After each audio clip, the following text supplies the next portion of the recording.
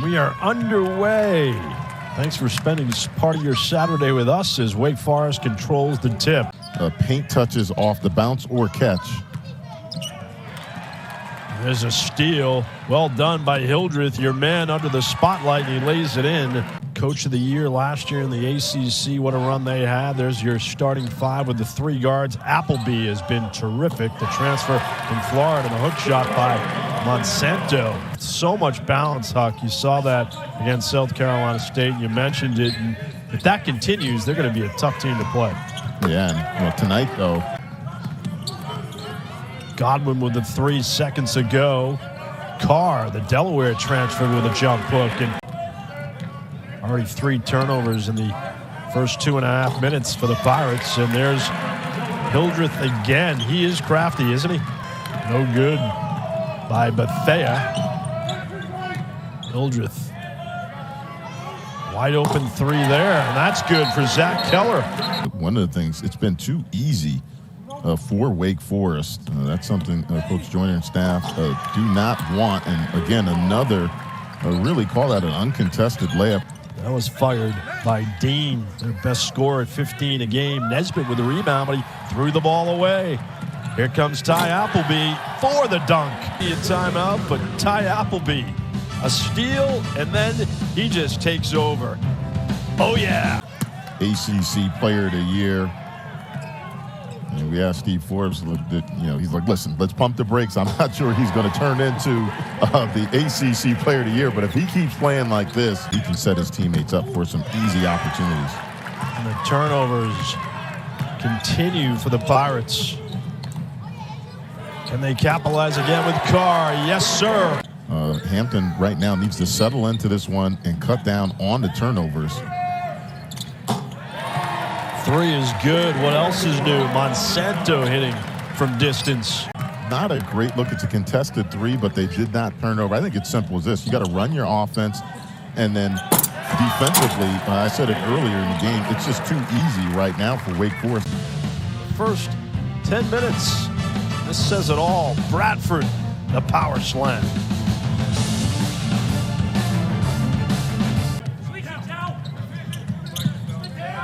Inauspicious beginning for the Pirates.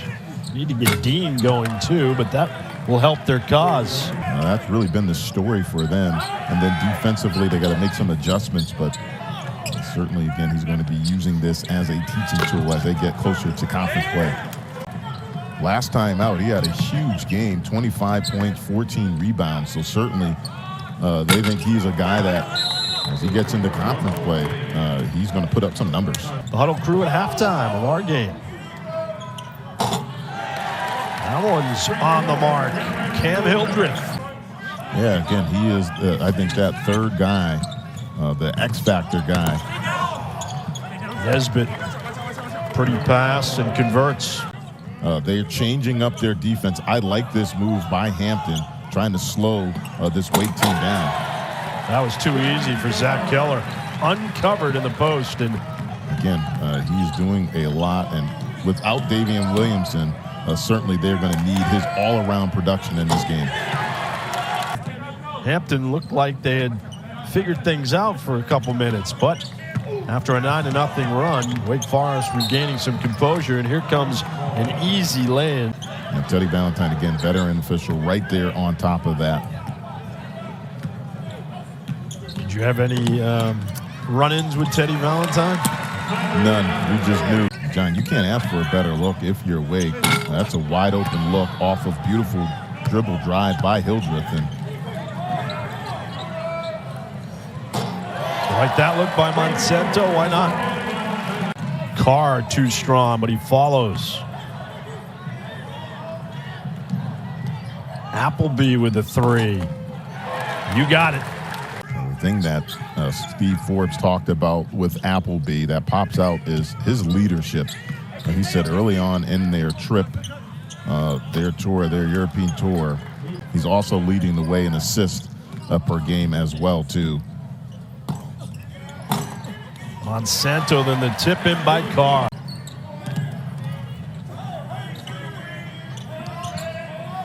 Excellent ball movement around the perimeter. And the 3 by Monsanto. He has 5 field goals. Hampton as a team has 7.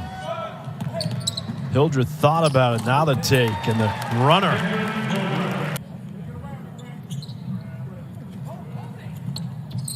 Carr, high percentage. Another easy look for the Deacs. They are feasting.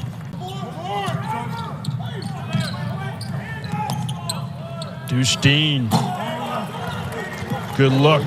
He usually hits that. Their shooting has been 38% from the field. And that's their best offensive possession of the game. Get a stop defensively, and then they got out in transition. Original starting 5 for Steve Forbes. Monsanto, the pivot foot out of Appleby. And well done. They lost in the quarterfinals of the NIT to Texas A&M. Dustin, nice fadeaway. You and I will be back on the network tomorrow. BC and URI at County Forum in Chestnut Hill. Noon start. 3 by Carr is good. Has NCAA tournament experience. And last season in the game versus Villanova, he had 13 points. So Steve Forbes raves about his basketball IQ. Not bad. Well, the one thing with Hampton, again, when they have not turned it over, they've had some pretty decent offensive. In their 105-74 victory when he had 19. 3 is good. They've just been inconsistent in their effort in that department. 5 for 19 from distance. The blow-by Ty Appleby. No, correct call. And unfortunately for Kyrie Smullen, he is ejected. The 3 by Appleby is good. Appleby the rebound. Here he comes with numbers. Monsanto again. And he talked about their trip that they took prior to beginning this season. He said, look, we've got some bonding with these guys, but they really enjoy playing. Interesting collection of opponents for the Deacs. We're going to improve likely to 6-1 if this route holds true. As a player, mentally, when you're up by 30 plus, how tough is it not to drift? It's very, and this right here is what Steve Forbes, it will drive coaches crazy. Again, don't get that many minutes. If you get in, get your opportunity. You want these guys playing the right way, playing hard, but not giving up a lead where now Steve Forbes is going to be forced to call a turnover. No need to try to make a pinpoint cross-court pass. Just make the simple pass to the wing, run your offense. Clintman with numbers with Hildreth. And there's Clintman with a flush.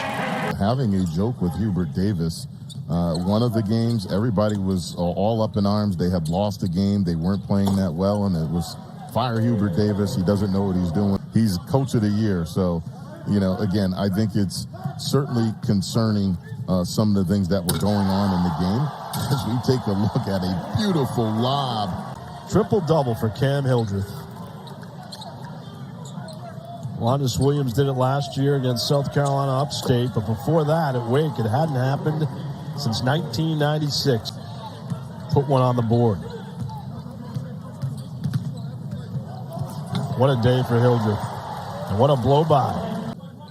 But I think you're right about North Carolina. There's always a overreaction. Still very early, 7 games in. Plenty of times for them to correct it. And I think the big thing, John, you always have a target on your back. Obviously, you're the #1 team in the country. You're going to get everybody's best shot. Spoke with Jordan Cornette when he was in Boston a month ago or so, and it's great to see him. They take the show on the road, Huck.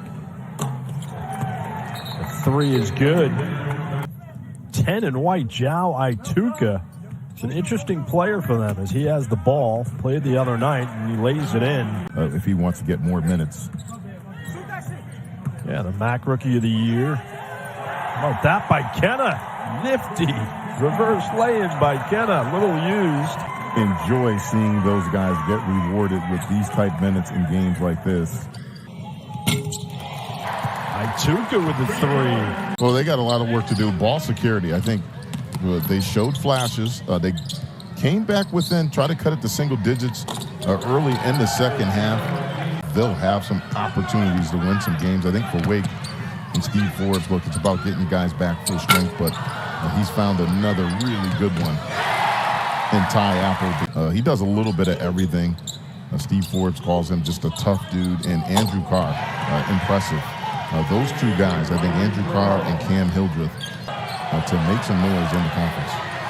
Fans want them to go for 100. Could this be it? No. They gave it a shot, but it's a good summary, Huck. You just posted about Wake Forest as they beat Hampton